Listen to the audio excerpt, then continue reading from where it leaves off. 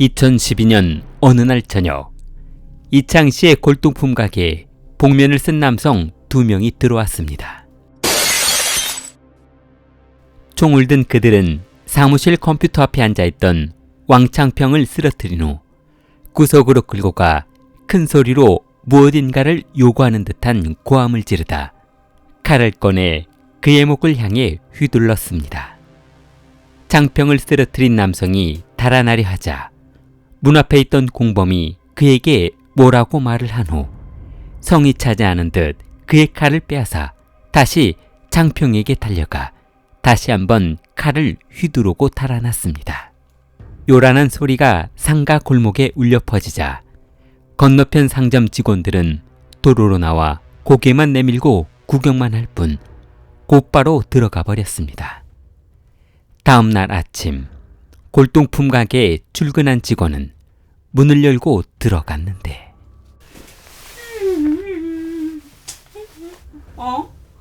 문이 열렸네. 누가 먼저 했나? 여직원은 이른 아침이라 불이 켜져 있지 않아야 하는데 불이 켜져 있자 이상한 생각이 들어 조심스럽게 들어가 봤습니다.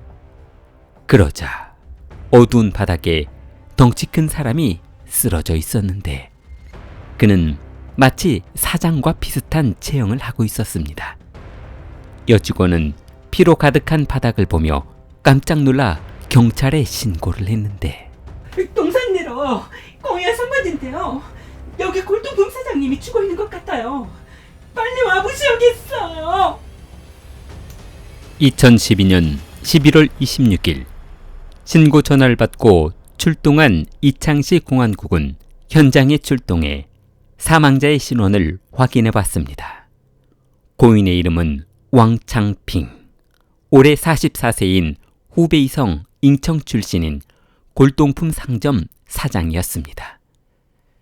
경찰은 마침 도난 방지를 위해 상점 내부에 설치해 놓은 CCTV를 확인한 결과 사건 당일 2명의 용의자가 상점 문을 열고 들어오는 장면을 확인했는데 한 명은 청바지 차림에 흰색 운동화를 신고 검은색 모자를 썼으며 마스크를 착용하고 있었고 또 다른 한 명은 가발을 쓰고 검은색 바지를 입었으며 검은색 운동화를 신고 있었습니다. 전신을 가린 2 사람의 복장은 수사에 혼선을 주기에 충분했습니다. 화면을 지켜보던 경찰은 강도들의 행동이 이상한 점이 한두 가지가 아니었습니다. 골동품점에는 수십억에서 수천만 원을 하는 골동품들이 많이 있었는데 그 물건들은 손도 대지 않았다는 것이었습니다. 경찰은 그에게 원한 관계나 금전적인 관계가 있을 것으로 판단하고 아내에게 물어보기 위해 남편 사망 소식을 알렸습니다. 왕창핑의 아내 양위타오가 골동품점에 도착하자 그녀는 시신을 보고 오열하기 시작했습니다. 아이고 예. 날 두고 그렇게 혼자 가버리면 나는 어떡하라는 건데? 그놈의 성질머리 못 버리더니 이게 무슨 꼴이야? 남편이 다혈질이셨나 봅니다. 다혈질이다 마다요. 욱하는 성질에 툭하면 술 처먹고 친구들하고 싸우고 옆 사람하고 싸우고 아주 그냥 상종 못할 인간이라니까요. 남편분이 집에서도 폭력적이셨나요? 그 인간 집에 안 들어온 지 2년도 넘었어요. 평소에 남편분을 그 인간으로 부르시나 봐요. 네. 그 인간을 그 인간으로 부르지 그럼 뭐라고 부릅니까? 아니 그래도 보통 자기, 여보, 오빠 그렇게 부르잖아요. 형사 양반이 그 인간이 어떤 인간인지 몰라서 그렇지 하고 날 기집질해. 술 퍼마시고 도박하고 이런 남편 좋아할 와이프가 세상 천지 어디 있답니까? 처갓집에서 빌려간 돈만 5억이 넘는다고요. 이놈의 골동품 가게도 맨날 적자고요. 그럼 남편분이 평소에 원한 살만한 분이 많았겠군요. 그건 그렇고, 이 영상 한번 보시죠. 남편분이 사망하던 날 복면 쓴 강도들이 들어와 범행하는 장면입니다. 경찰은 위타오에게 전날 범행 영상을 보여주며 혹시 아는 사람이거나 아는 사람과 인상차기가 비슷한 사람이 있는지 물어봤습니다. 혹시 영상에 나오는 사람 아시는 분이신가요? 아니요. 몸 전체를 가려서 누군지 전혀 모르겠어요. 화질도 그렇고요. 빙 형사는 영상을 강도가 들이닥치기 조금 전으로 돌리며 여기에 서 있으신 여자분 보이시죠? 이 분이 다른 직원들은 다 퇴근하고 없는데 자꾸 눈치를 보면서 가게 안을 서성이고 있습니다. 이 여자분은 누구십니까? 이 여자분이 나가고 강도가 바로 들어온 것 같은데요. 이거 장티엔인데? 장티엔은 남편 집안 사촌 여동생이에요. 회사 경리기도 하고요. 그렇군요. 수사에 협조해 주셔서 감사합니다. 경찰은 영상에서는 아무런 증거를 찾을 수 없자 왕칭핑의 통화 기록을 조사해 보기로 했습니다. 그가 마지막으로 통화한 사람은 누구이며 가장 많이 통화한 사람은 누구인지 알아보기로 했습니다.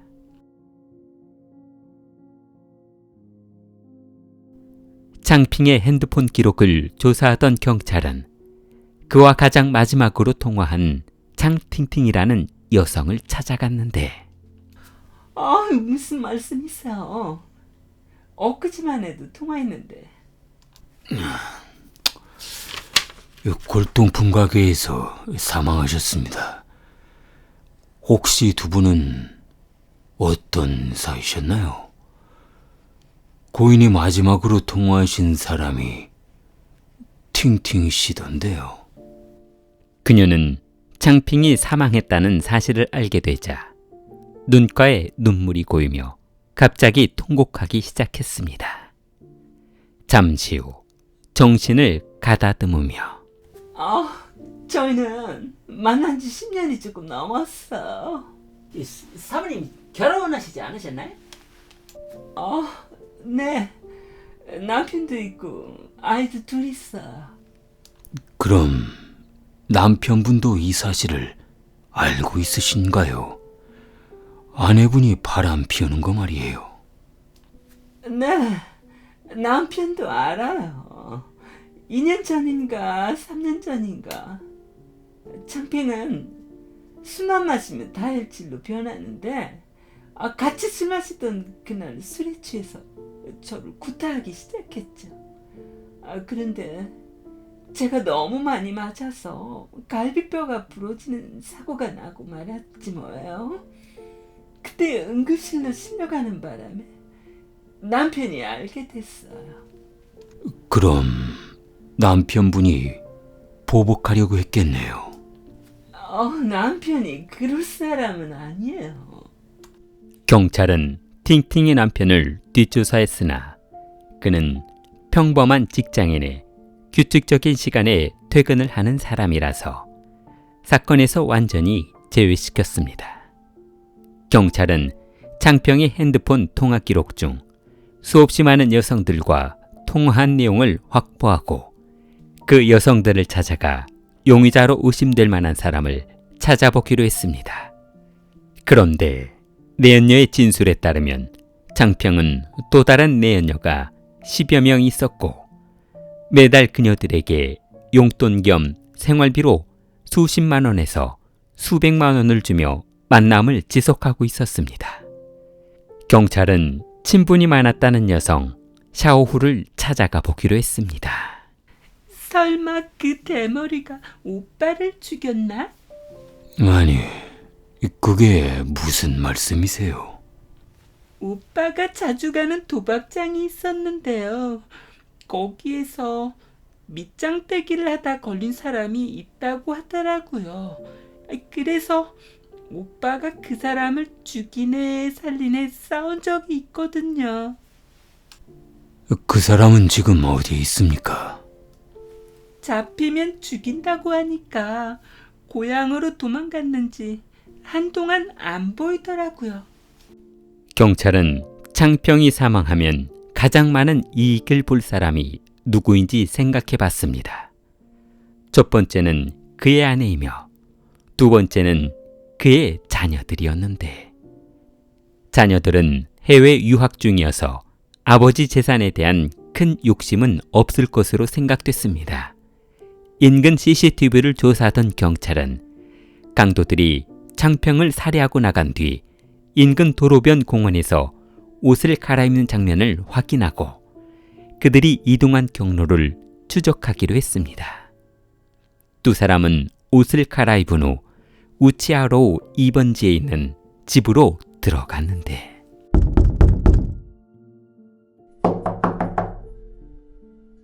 실례합니다. 경찰입니다.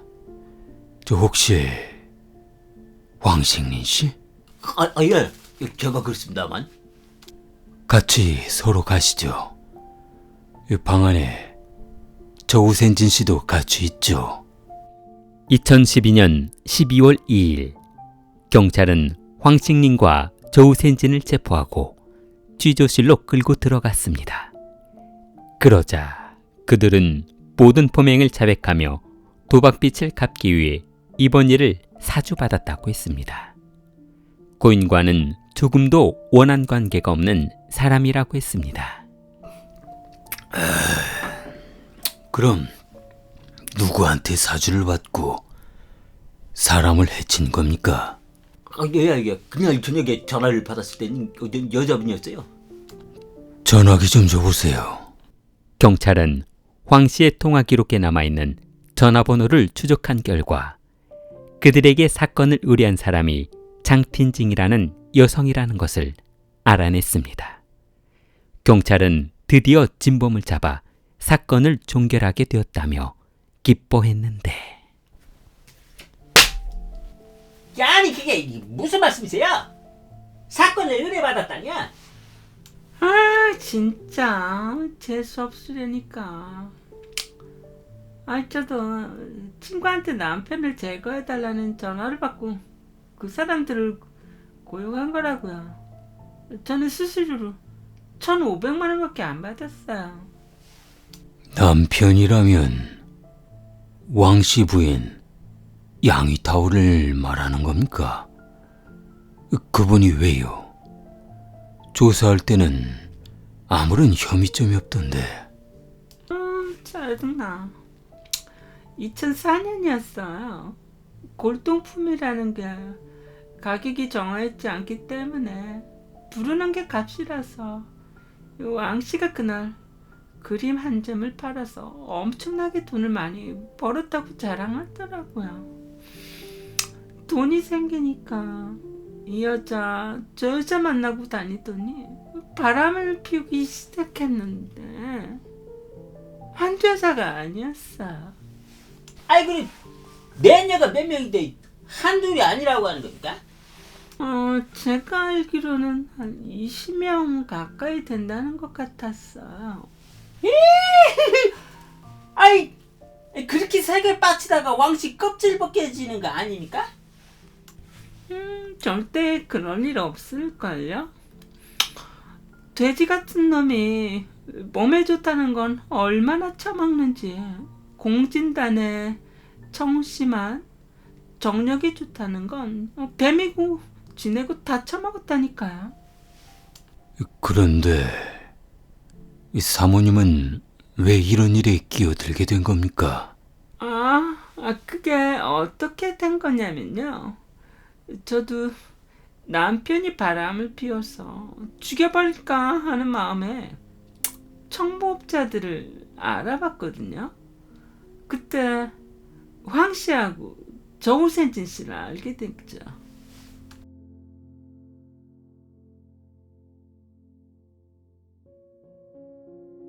(2011년 6월) 남편으로부터 폭행을 당해 갈비뼈가 부러진 양칭페이는 친구 장틴쟁을 찾아가 고충을 털어놓았습니다. 그러자 마침 그녀도 남편을 살해할 목적으로 킬러를 알아놓았던 터라 이번 기회에 같이 공유하자며 킬러들에게 사건을 맡기기로 했습니다. 커피숍 문이 열리며 두 남성이 가게 문을 열고 안으로 들어왔습니다. 연락 주신 분인가요?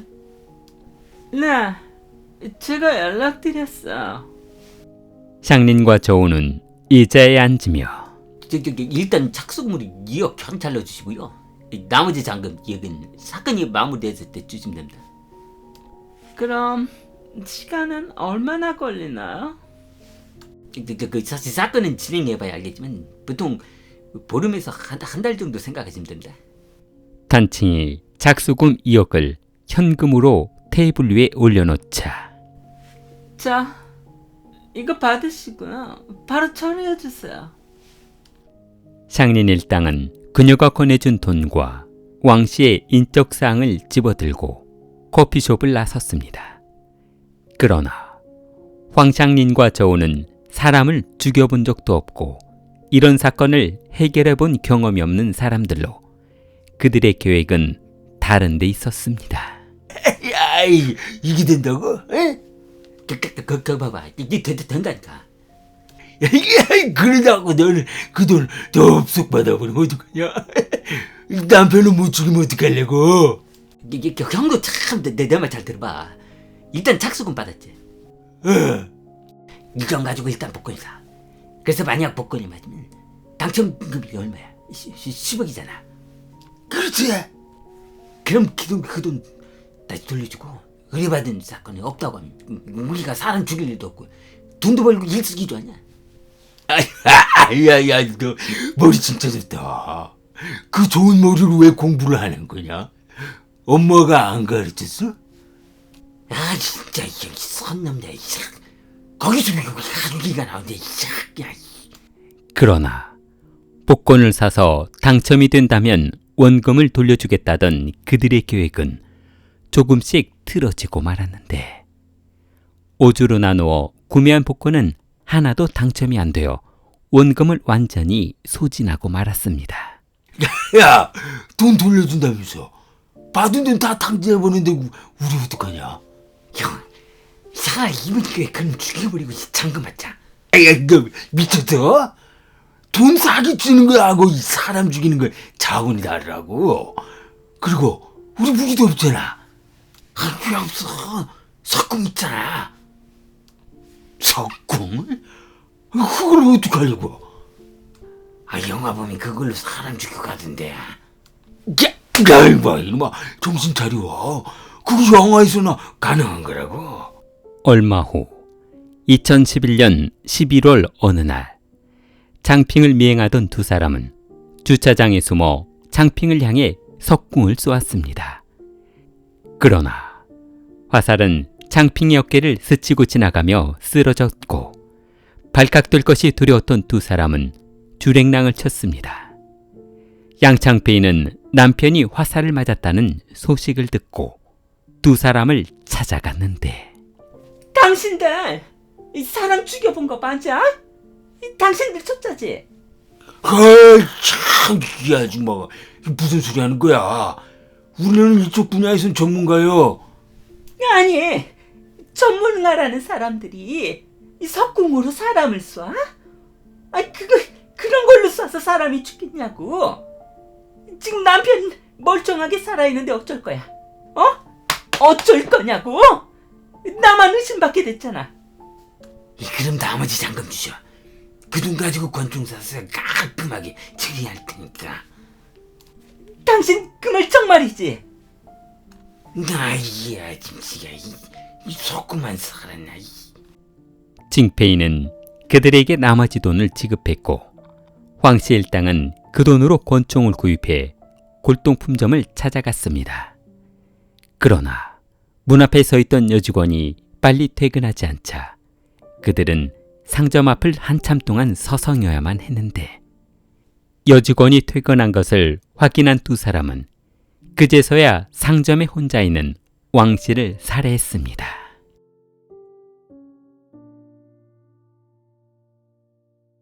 (2013년 1월 24일) 이창시 법원은 남편 살해를 사주한 혐의로 양칭페이에게 사형을 선고했고 황샹린과 자우에게도 사형을 선고했습니다. 길리를 후원해주시는 멤버십 여러분에게 감사의 말씀드립니다. 길리를 사랑하는 마음을 좋아요와 구독으로 표현해보세요. 길리였습니다.